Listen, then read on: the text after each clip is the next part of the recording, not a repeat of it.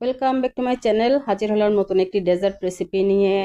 গাজর দিয়ে আমি আজকে একটি রেসিপি করে দেখাবো। যারা আমার ভিডিওটি দেখছেন আমার চ্যানেলটিকে সাবস্ক্রাইব করে দিবেন। যদি ফেসবুক পেজ থেকে দেখে থাকেন তাহলে আমার পেজটিকে অবশ্যই ফলো করে দিবেন। যারা মধ্যে আমার চ্যানেলটি সাবস্ক্রাইব করেছেন আপনাদের সকলকে অসংখ্য ধন্যবাদ।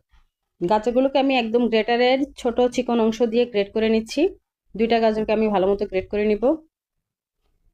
গাজরটা আমার গ্রেট করা হয়ে গিয়েছে, দেখেন কতটা মিহি করে গ্রেট করে নিয়েছি। অল্প একটু পানি দিয়ে আমি গাজরটা ভিজিয়ে রাখছি।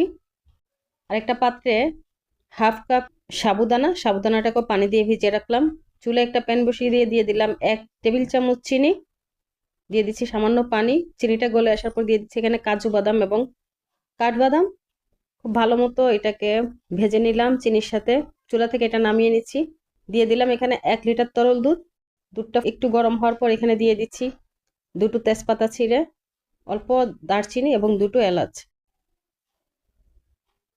এরপর দিয়ে দিচ্ছি চিনি দিলাম 1 কাপ থেকে একটু কম। দিয়ে দিচ্ছি গ্রেট করে নেওয়া গাজর, সবগুলো গাজর ঢেলে দিলাম। ভালো মতো গাজরটাকে মিলিয়ে নিয়ে ঢেকে দিচ্ছি। ঢেকে এখন বলক আসা পর্যন্ত রান্না করব। বলক আসার পর আমি গাজরটাকে দুধের মধ্যে নাড়িয়ে নিচ্ছি। এখন এটাকে আমি একদম সিদ্ধ করার জন্য 4 থেকে 5 মিনিট রান্না করব মিডিয়াম হিটে।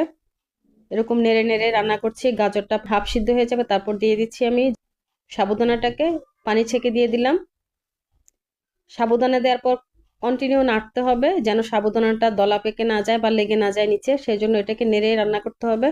এভাবে এখন নেড়ে নেড়ে রান্না করব সাবুদানাটা সিদ্ধ হয়ে যাওয়া পর্যন্ত। দেখেন অনেকটা গাঢ় হয়ে আসছে, কিন্তু সাবুদানাটা এখনো পুরোপুরি সিদ্ধ হয়নি, কিছুটা সাদা সাদা ভাব আছে এখনো। এর জন্য আরো কিছু সময় রান্না করতে হবে। এটাকে আমি আরো 2 থেকে 3 মিনিট রান্না করব। চুলা রাসটা একদম মাঝারি রেখে। আর একটু গাঢ় হয়ে আসছে। এখন দিয়ে দিচ্ছি গরু দুধ। এখানে 1/4 কাপ গরু দুধকে আমি উপরে ছিটিয়ে দিচ্ছি। আপনারা চাইলে আরো বেশি দিতে পারেন। গরু দুধ দিয়ে গরু দুধটাকে খুব ভালো মতো মিশিয়ে নিচ্ছি।